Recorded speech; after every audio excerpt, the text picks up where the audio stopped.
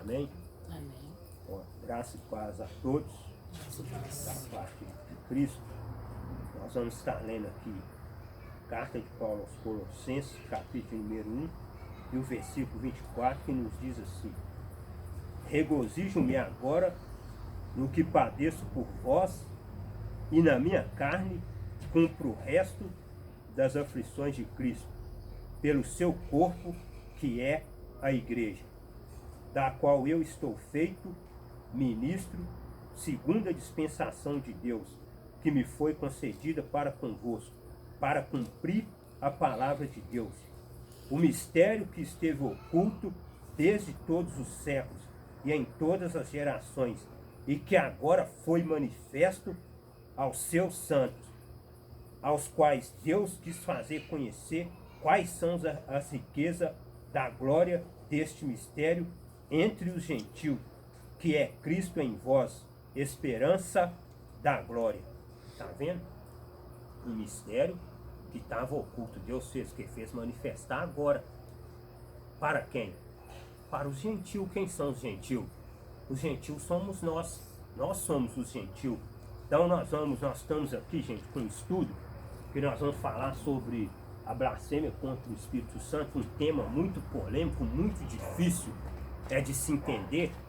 E eu quero que você prenda muito a sua atenção aqui no que vai estar falando, para você comparar um versículo com o outro, comparar uma palavra com a outra, para você entender por quê.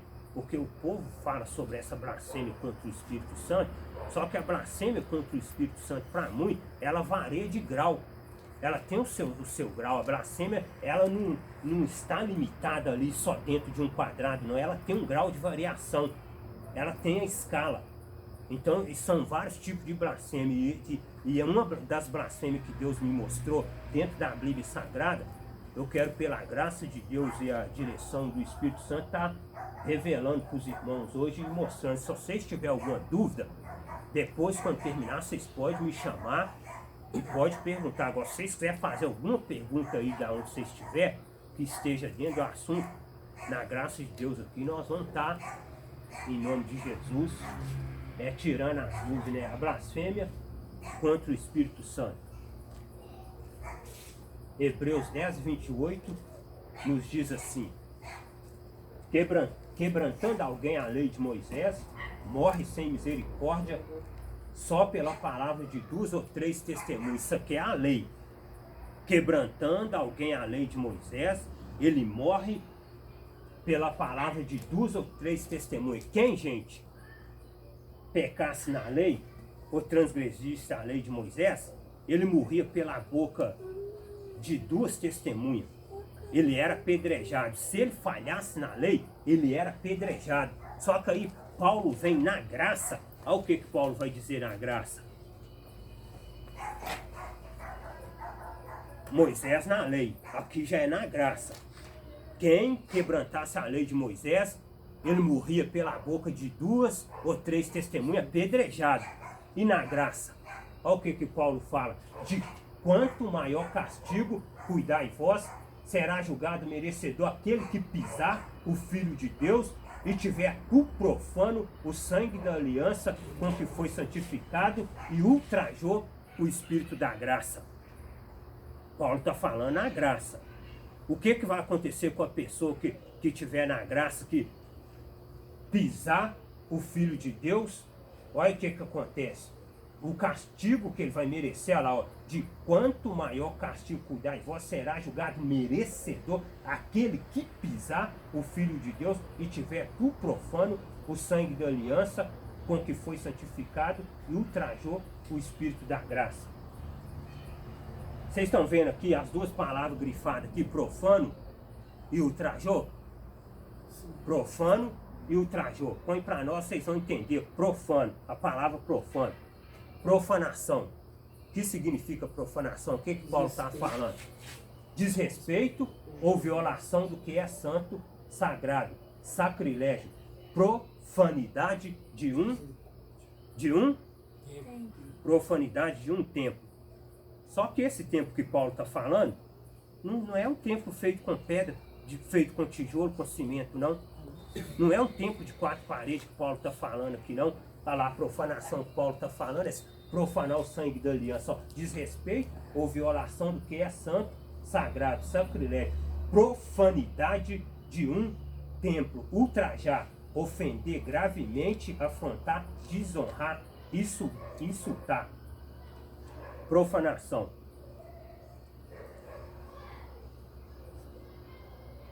Pode. 1 Coríntios 3,16. Profanar um templo, não foi? Que nós falamos? Não sabeis vós que sois o templo de Deus e que o Espírito de Deus habita em vós? Nós, irmãos, somos o templo de Deus. Quando nós cometemos algo que não agrada o Senhor, nós estamos profanando esse templo que é a morada do Espírito Santo. Nós não estamos profanando um templo de 4 paredes, feito de massa, feito de tijolo, não, conforme os homens dizem. Tem que vir para o templo adorar, tem que vir para a casa do Senhor adorar. O templo somos nós. Ele já mora dentro de nós, nós somos templo e morada dele. É esse templo que o Pai está falando que não pode profanar, que se nós profanar esse templo, algo vai acontecer com nós. Se alguém destruir o templo de Deus, Deus o destruirá, porque o templo de Deus que sois vós é santo. Se você profanar esse templo, Deus vai fazer o que com você, com nós? Vai nos destruir. Deus vai destruir. Se nós profanar esse templo, Deus vai destruir nós. É aí que entra a blasfêmia contra o Espírito Santo. Quando você profana esse templo que é a morada do Espírito Santo, você está o quê? Você está ultrajando o Espírito da graça. Quem que é o Espírito da graça? O Espírito Santo que habita em nós, que é o selo da nossa redenção, da nossa salvação. Ele é o selo. Se eu profanar esse templo, eu estou ultrajando ele, estou pecando contra ele. E como que eu vou ultrajar ele? Como que eu vou profanar o templo e como que eu vou ultrajar o Espírito da graça? Apocalipse 18:4. E ouvi uma voz do céu que dizia: sai dela, povo meu, para que não seja participante dos 7 pecados e para que não incorra nas suas pragas. Os 7 pecados capitais.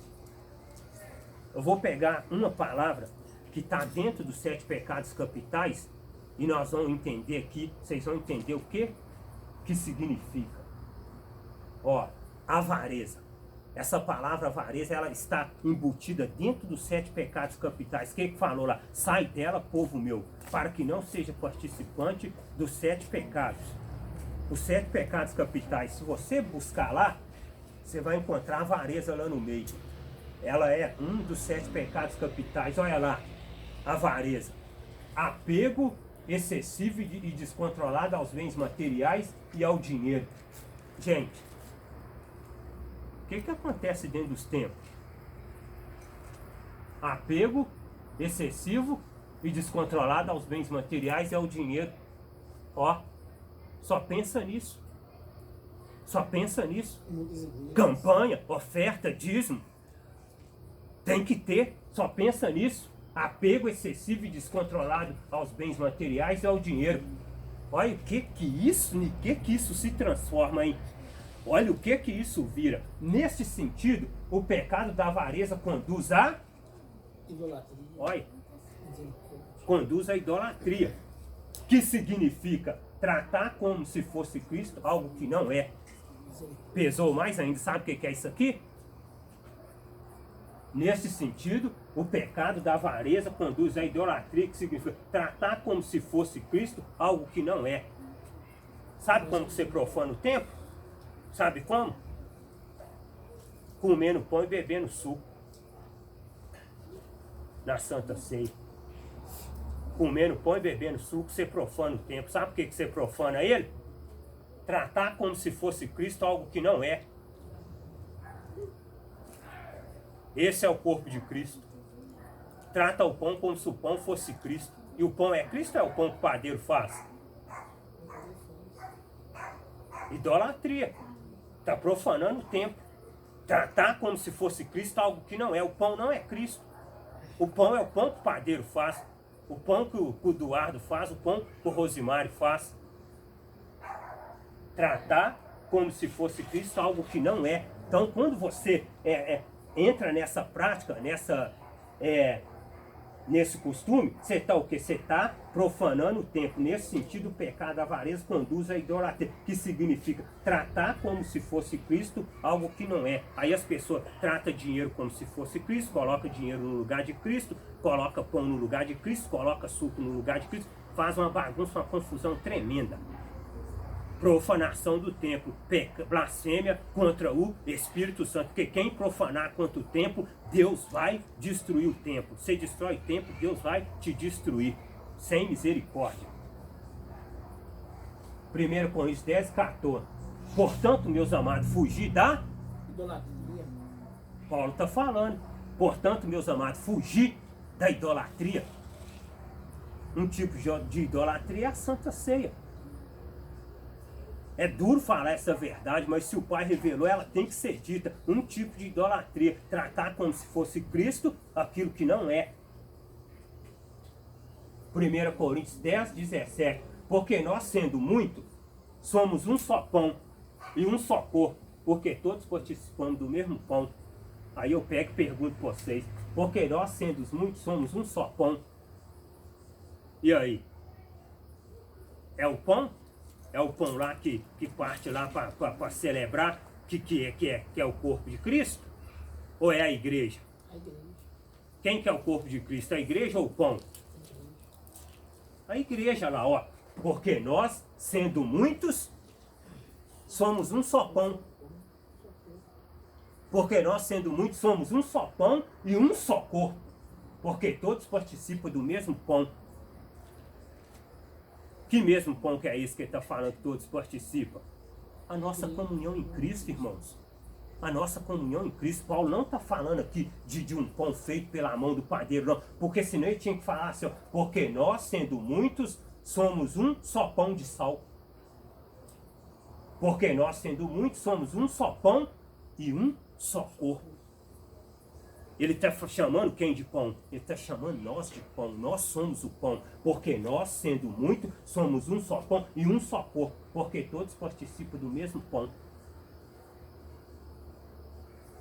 Colossenses 1, 24. Regozijo-me agora no que padeço por vós, e na minha carne cumpro o resto das aflições de Cristo, pelo seu corpo que é a igreja.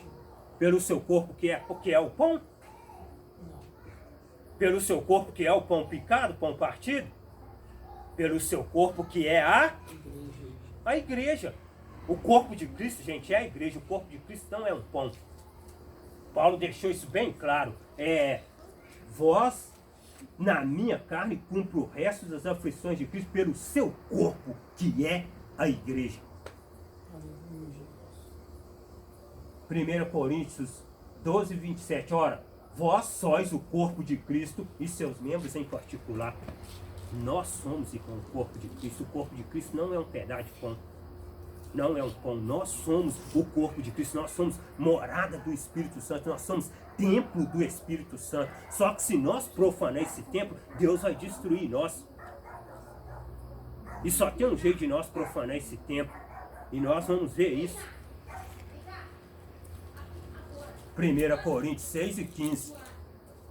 Não sabeis vós que os vossos corpos são membros de Cristo? Tomareis, pois, os membros de Cristo e falo-eis membro de uma meretriz? Não por certo.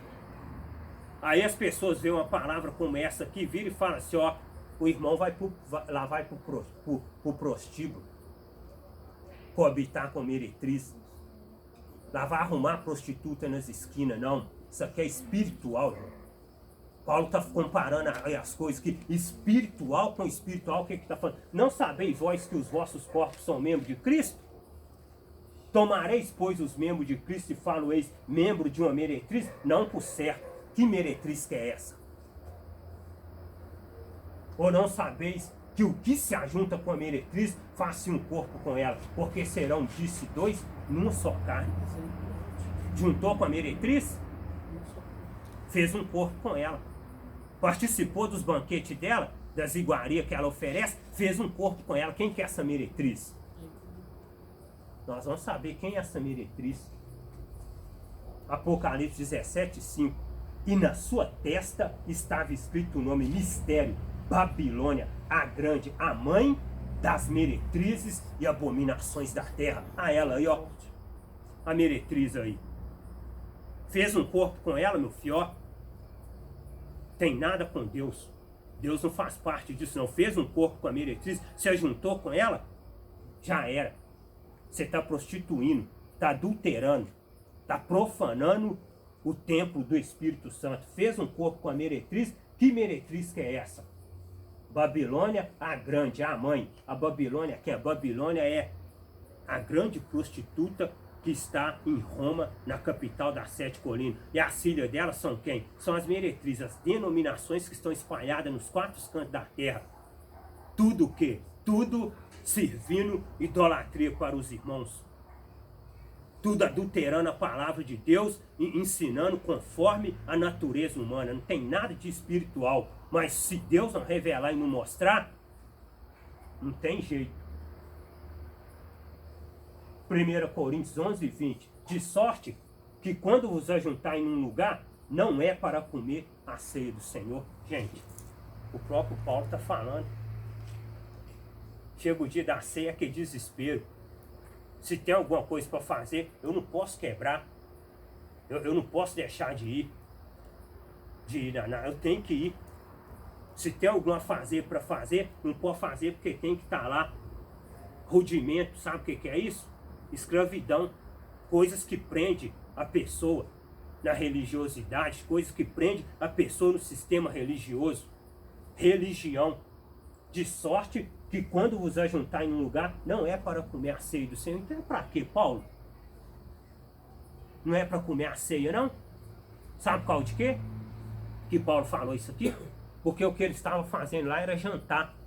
Era um jantar ágape que tinha em Coríntios, e esse jantar era à noite. Sabe o que eles faziam? Eles faziam um banquete igual faz no Natal, e ali ia todo mundo participar daquela mesa farta ali, daquela ceia que eles faziam ali. Só que o que eles pegaram e fizeram? Eles tentou pegar aquela ceia que Jesus fez com os discípulos, lá em Lucas 22, e tentou colocar ela no meio desse jantar aqui. Quando eles tentou colocar ela, Paulo chegou e... De sorte que quando vos ajuntarem em um lugar, não é para comer a ceia do Senhor. Aí Paulo vai fazer o quê? Paulo vira para eles e vai citar para eles o mesmo que Jesus falou com eles. Paulo vai apenas repetir. Paulo vira e fala assim, ó, porque eu recebi do Senhor o que também vos ensinei. Que o Senhor Jesus, na noite que foi traído, tomou o pão. E tendo dado graças, o partiu e disse, tomai e comei. Isto é o meu corpo, que é partido por vós. Fazer isto em memória de mim. Sabe aonde pesa aqui? Em memória. Quando eu falei isso, os pastores rupiou o cabelo, todo mundo rupiou o cabelo, só não me pegou pelo pescoço e me estrangulou, porque é permissão do Pai. Porque eu só parto dessa terra aqui na hora que eu entregar tudo que Deus me colocou para entregar nessa terra, o propósito que Ele tem para a minha vida. Porque quando eu saí da boca daquela favela com 2 balas enterradas no crânio e 2 na mão carregando a vítima, não foi à toa, não é porque eu já era escolhido do Senhor, chamado para esse propósito. E hoje eu cumpro esse propósito com muita aflição, com muita perseguição, mas eu regozijo porque eu vejo que Deus já está levantando pessoas que creem essa palavra. E se você crê, porque você é escolhido de Deus, porque Deus tem um propósito para a sua vida. Porque o homem espiritual está dentro de você. Você não é um homem carnal, você é uma nova criatura. Porque isso aqui não é para qualquer um, isso não é para homem carnal. Isso é para homem espiritual. Isto em memória de mim. O que arrebenta aqui, irmão, que o povo está cego na religião e não enxerga, é isso aqui, ó. Onde já se viu fazer alguma coisa em memória de quem está vivo? Põe para nós aí, amor. Ó, em memória, não foi? Olha lá o que significa em memória, gente.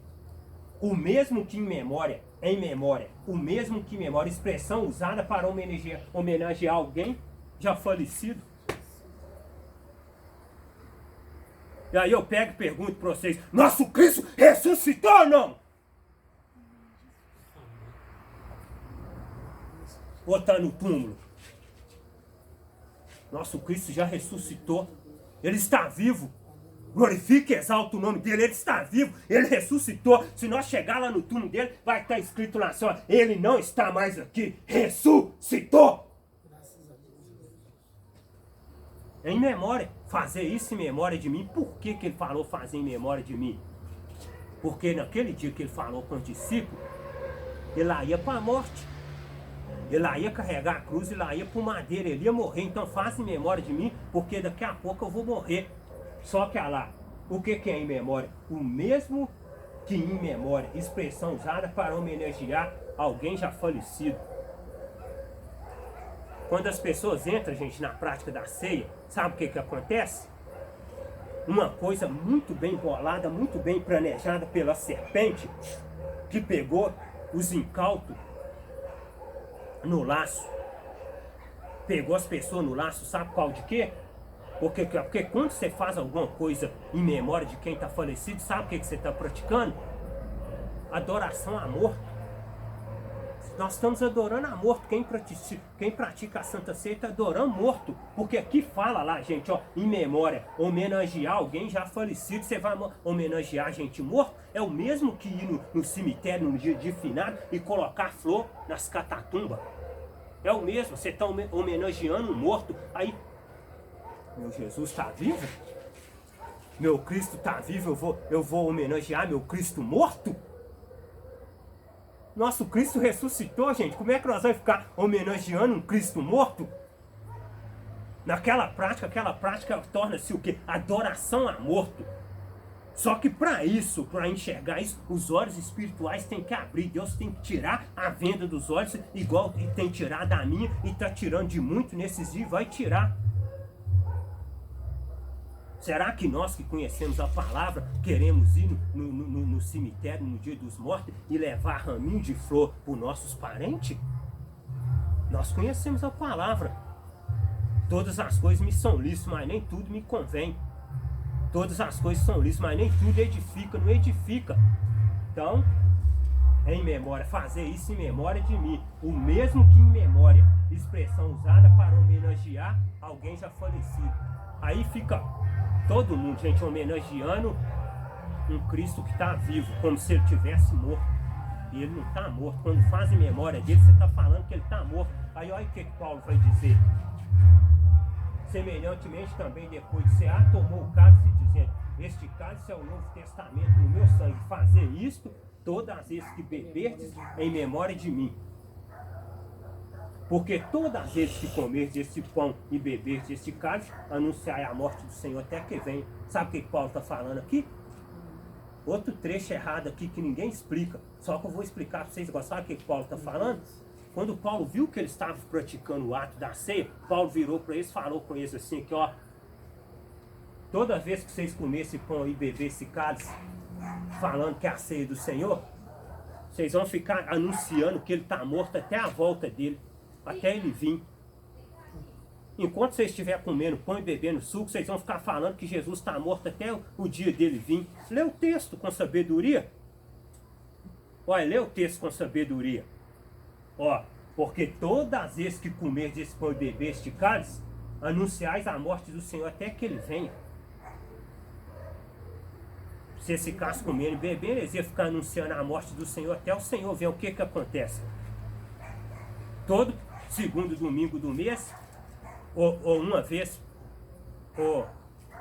por ano, em cada congregação, praticou esse ato, seria como se Jesus estivesse morto. Seria como ele está anunciando que Jesus está morto, que Jesus não ressuscitou.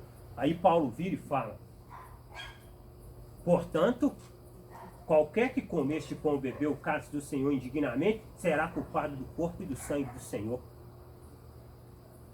Praticou esse ato, você é culpado do corpo e do sangue do Senhor. Seria, sabe o quê? Seria como se você estivesse voltando lá atrás, colocando ele na cruz e batendo cravo nas mãos dele, no pé dele. Você está matando ele de novo. Portanto, qualquer que comer este pão ou beber o cálice do Senhor indignamente, será culpado do corpo e do sangue do Senhor. Então, enquanto está nessa prática, se torna um culpado. Aí você sabe o que acontece? Ó, na graça, inocente é quem não participa. No sistema religioso, culpado é quem participa. Não inverteu? Na graça, culpado é quem participa. Nas congregações, inocente é quem não participa. Na graça é assim, ó, na graça, se você participar, igual nós estamos aqui reunidos, estou pregando para vocês o evangelho da graça de Deus. Na graça, se você não participar da Santa Ceia, você é inocente. No sistema religioso, se você não participar, você é culpado. Porque se você não participar, você não tem salvação, você não vai para o céu. Só que na graça, se você não participar, você é inocente. Por que você é inocente?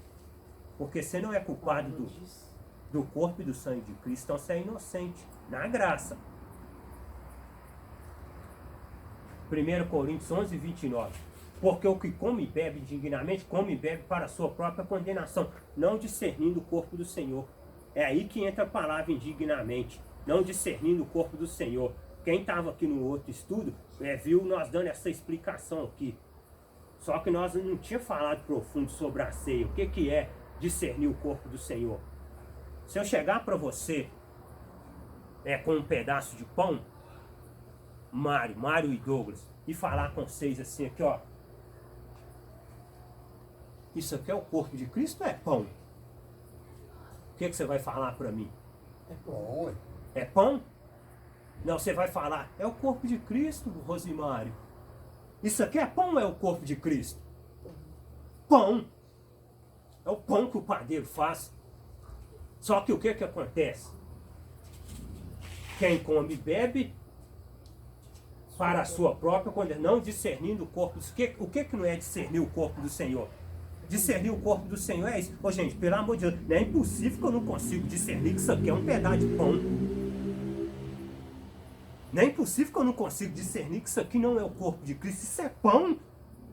Não, é corpo de Cristo. É pão. Não é corpo de Cristo. É pão, pastor. Não, é corpo de Cristo, irmão. Mas eu estou olhando, é pão. Pão.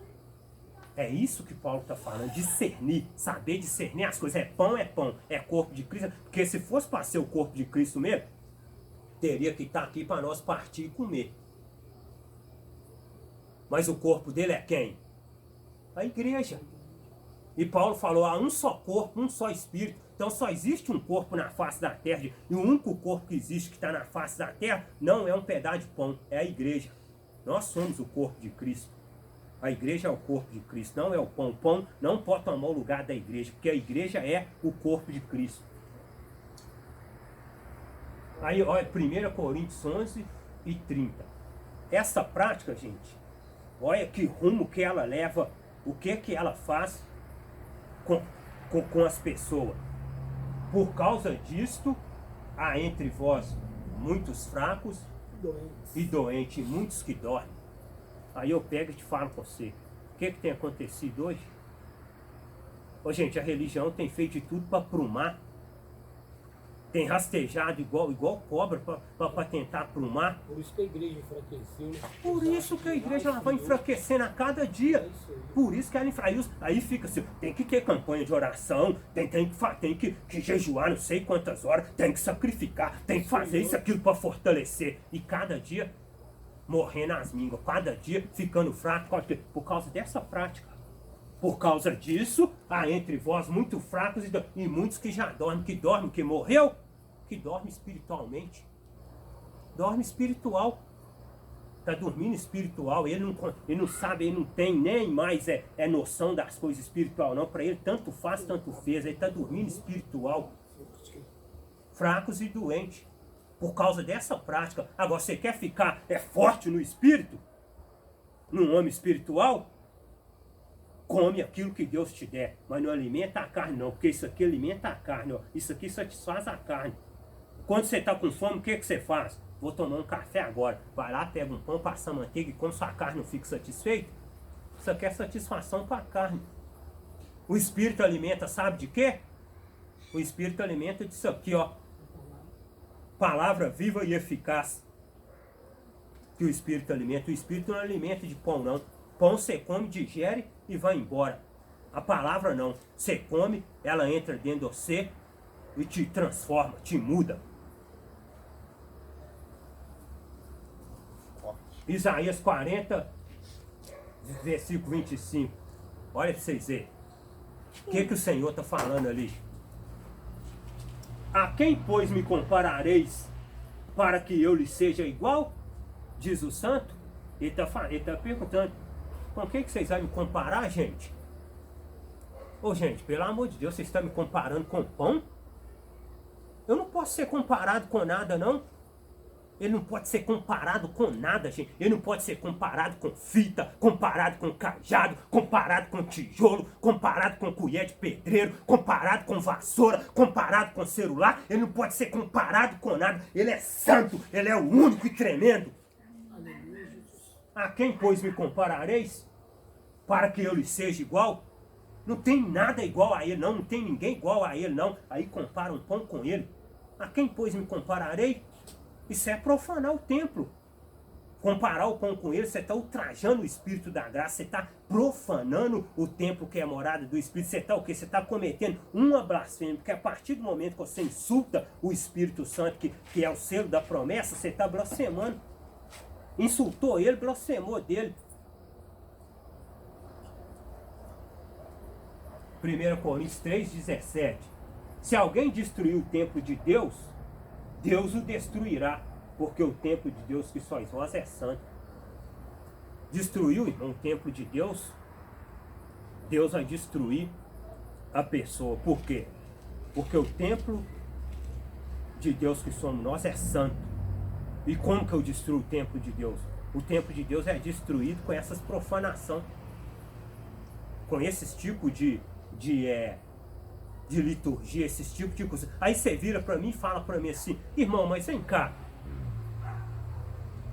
e as pessoas que estão praticando? O que você me fala dela? E as pessoas que estão praticando? É só nós que não estamos praticando que vai ser salvo? Não. Sabe o que Deus falou? Que ele não leva em conta o tempo da ignorância. Enquanto está participando é ignorante. Deus não leva em conta, é tempo de ignorância, você não sabe. Você não sabe de nada, você está sendo conduzido pelo homem, levado pelo que o homem ensina. Então você está no tempo da ignorância, Deus te perdoa. Só que a partir do momento que o Espírito Santo te revelou e você passou a conhecer, aí nós já vamos lá para Naum, capítulo 1, versículo de número 3. Ao culpado, Deus não terá por inocente. Aprendeu, já sabe que não pode participar e participa? Culpado, Deus não terá por inocente. Deus vai destruir. Você participa, está participando agora, já sabe, então você é culpado. Deus não vai ter como inocente. Mas quem está no tempo da ignorância, aí Deus não tem ele como culpado, não. Ainda há uma porta de escape para ele. Aí você virar para mim e falar: mas e quem já morreu, irmão Rosimário? E as pessoas que morreram nessa prática? Paulo virou e falou em Tessalonicenses, capítulo de número 4, versículo de número 16, seguir, Paulo virou e falou assim, ó: não quero que sejais ignorante acerca dos que já morreram. Nós não tem nada a ver com o morto, irmão. Nosso negócio é com quem está vivo. Quem morreu, Deus que vai julgar ele. Deus que no livre fazer julgamento de morto, de ficar julgando o morto. O morto morreu, é ele com Deus. Se naquele dia vai ressuscitar e vai para a glória, só o Pai sabe. Eu não sei de nada, nós não sabemos de nada. O nosso negócio é com quem está vivo. Quem já morreu pertence a Deus. Não quero que sejais ignorante acerca dos que já dormem, acerca dos que já morreram. Não seja ignorante, não faça julgamento de morto. Ah, morreu? Fulano foi para o inferno. Não faça julgamento de morto. Não julgueis para que não seja julgado. Porque com a medida que nós medir, nós vamos ser medidos. Então, os mortos têm com o Senhor. Deus vai julgar eles. O nosso negócio é com vivo. Enquanto está vivo, dá para nós julgar.